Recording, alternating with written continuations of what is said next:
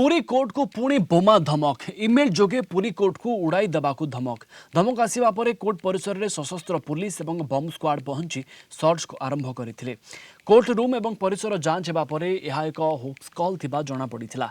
तनतन सुरक्षा जांच परे स्वाभाविक होइथिला कोर्ट सेपटे अजणा मेल आईडी को नेकी पुलिस जांच करुछि। कोर्ट रे बोमा नहीं धमकपूर्ण मेल आसिबा परे किछि समय पई भयर वातावरण देखिबाकू मिलिथिला।